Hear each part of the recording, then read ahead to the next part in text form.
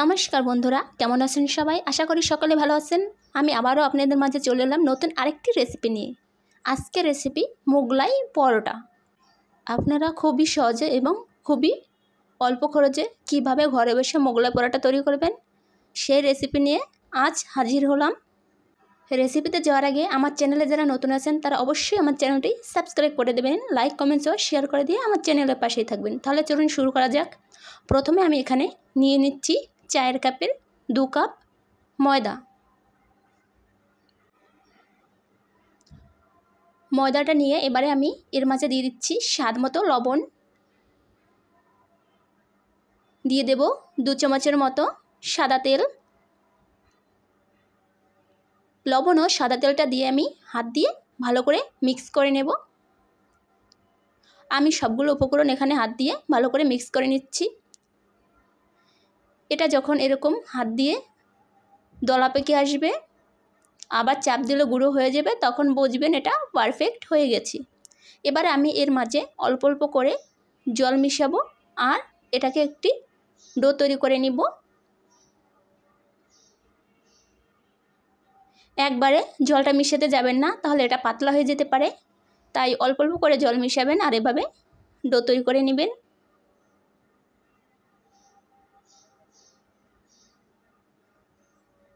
আমি এটাকে খুব ভালো করে মুথে নিচ্ছি।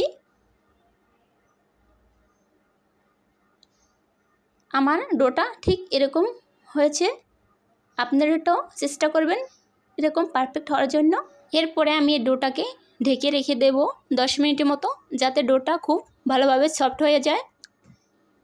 এ পর্যায়ে আমি এপাশে নিয়ে নিচ্ছি একটি পাত্র, তার মাঝে নিয়ে নিচ্ছি হাফ কাপ পেঁয়াজ কুচি, দিয়ে দিচ্ছি 4-5টা কাঁচামরিচ কুচি, দিয়ে দিচ্ছি হাফ চামচ চাট মশলা। আপনাদের কাছে চাট মশলা না থাকলে চাট মশলা পরিবর্তে ম্যাগি মশলা অ্যাড করতে পারেন। তারপরে দিয়ে দিচ্ছি স্বাদ মতো লবণ। এবারে আমি সবগুলো উপকরণ হাত দিয়ে এখানে ভালো করে মেখে নেব। আপনারা এখানে চাইলে ধনেপাতাও দিতে পারেন। এবারে আমি প্রথমে একটি ডিম এখানে আমি দিয়ে দিচ্ছি। ডিমটাকে আমি ভালো করে ফেটিয়ে নিচ্ছি। এই পর্যায়ে আমি এখানে আরেকটি ডিম দিব। এবারে আমি আরেকটি ডিম এখানে ফাটিয়ে দিচ্ছি। এবারে আমি এখানে মোট 2টো ডিম দিয়েছি। ডিমগুলো আমি ভালো করে কাঁটা চামচ দিয়ে ফেটিয়ে নিয়েছি। এবারে আমি সেই ঢেকে রাখা ডোটিকে নিয়ে নিচ্ছি। এবারে আমি এটাকে ভালো করে একটু হাত দিয়ে এভাবে মেখে নেব। এবারে আমি এটাকে 2 ভাগে ভাগ করে নেব। আমি এখানে 2টো মোগলাই বানাবো, এজন্য আমি ডোটাকে 2 ভাগে ভাগ করে নিয়েছি।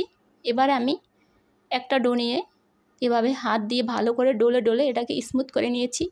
এবারে কিছুটা ময়দা ছিটিয়ে আমি এটাকে ভালো করে বেলে নেব। আমি এটাকে এভাবে পাতলা করে বেলে নিয়েছি। নর্মাল যেমন আপনারা রুটি খান সেরকমভাবে এটাকে বেলে নেবেন, ঠিক এভাবে। এবারে আমি সেই ডিমের মিশ্রণগুলো আমি এর উপরে 4-5 চামচ দিয়ে দেব।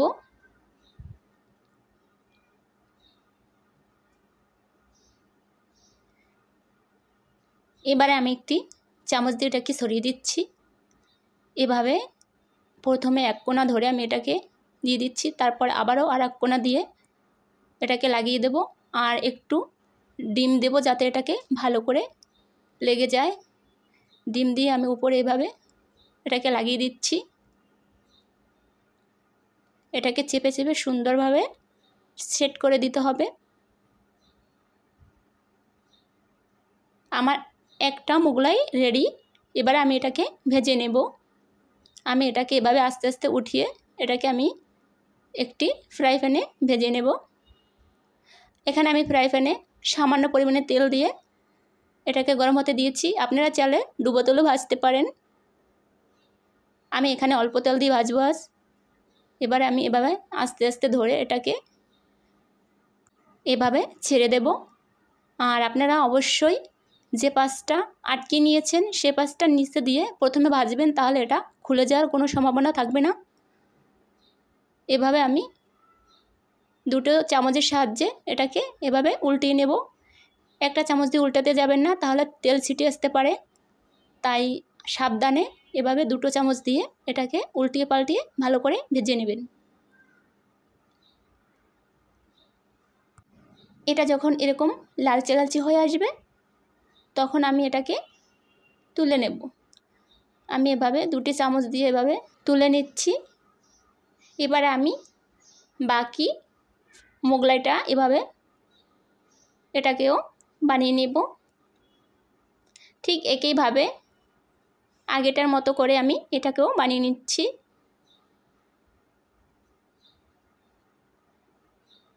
আমার এখানে পেঁয়াজটা একটু কম হয়ে গেছে, আমি পেঁয়াজ বেশি পছন্দ করি না, তাই আমি ডিমের পরিমাণটা একটু বেশি দিয়েছি আর পেঁয়াজের পরিমাণটা একটু কম দিয়েছি। আপনারা চাইলে এখানে পেঁয়াজের পরিমাণটা বাড়িয়ে দিতে পারেন, তাহলে এভাবে পড়ে যাবে না।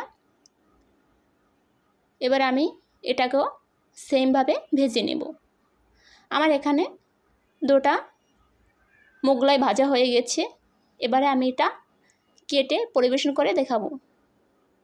একটি ছুরির দ্বারা আমি এভাবে এটাকে ভালো করে কেটে নেব।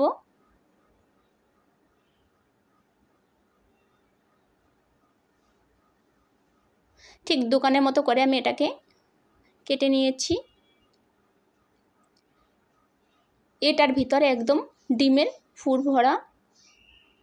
এটা খেতে একদম দোকানের থেকেও ভালো হয়েছে।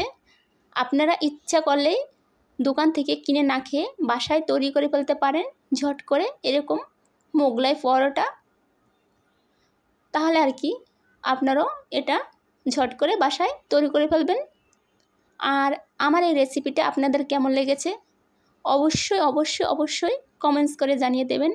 আর আবারও বলে রাখি, যদি আমার চ্যানেলে আপনি নতুন হয়ে থাকেন তাহলে অবশ্যই আমার চ্যানেলটি সাবস্ক্রাইব করে দেবেন, লাইক কমেন্টস ও শেয়ার করে দিয়ে আমার চ্যানেলের পাশেই থাকবেন, যাতে আমার নিত্য নতুন ভিডিও সবার আগে আপনাদের কাছে পৌঁছে যায়। এবারে আমি বিদায় নেব, দেখা হবে অন্য কোনো রেসিপির সাথে। সে পর্যন্ত সকলে ভালো থাকবেন, সুস্থ থাকবেন। টাটা।